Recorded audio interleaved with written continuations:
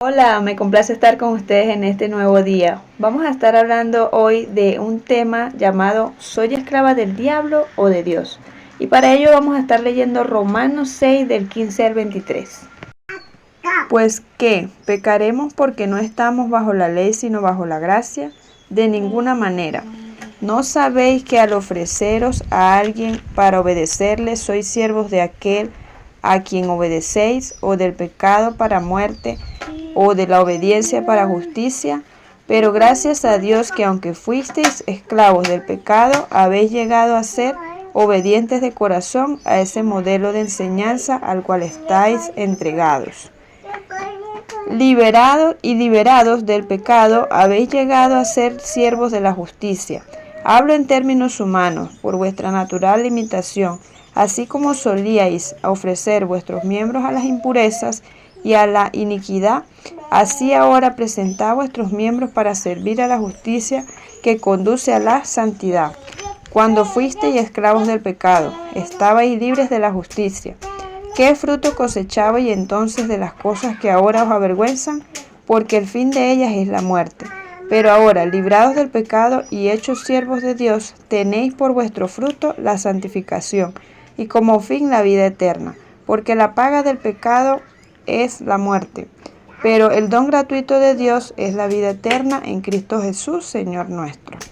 Hay varios puntos que analizar muy importantes en este pasaje, y el primero de ellos es que se nos pregunta, ¿será que ahora como somos salvos por gracia podemos pecar? ¿Pero qué significa ser salvos por gracia? Dice Efesios 2:8-9, porque por gracia somos salvos por medio de la fe, y esto no es de nosotros sino es un don de Dios, no por obras para que nadie se gloríe. Es necesario saber si somos hijos de Dios o no lo somos, porque si somos hijos de Dios significa que debemos ser esclavos de Él, debemos servir y usar al servicio de Él para poder alcanzar la santificación, como dicen los pasajes en Romanos. Entonces, ¿eres hijo de Dios? Porque dice Juan 1:12, mas a todos los que le recibieron, a los que creen en su nombre, les dio potestad de ser hechos hijos de Dios, lo que significa que si colocamos nuestra fe en Jesucristo, el Hijo de Dios, quien derramó su sangre preciosa, seremos salvos y así pasamos a ser sus hijos. Entonces es aquí donde analizamos los pasajes de Romanos, que si ahora somos hijos de Dios ya no pertenecemos a esa esclavitud del pecado, porque ahora la gracia de Dios no la tenemos que usar como excusa para pecar. Ahora venimos a ser esclavos del Señor para así llegar a la santificación. Cuando verdaderamente somos hijos de Dios no practicamos el pecado, porque hemos nacido de Él, porque Dios nos ha adoptado cuando nosotros aceptamos por fe la salvación a través de Jesús.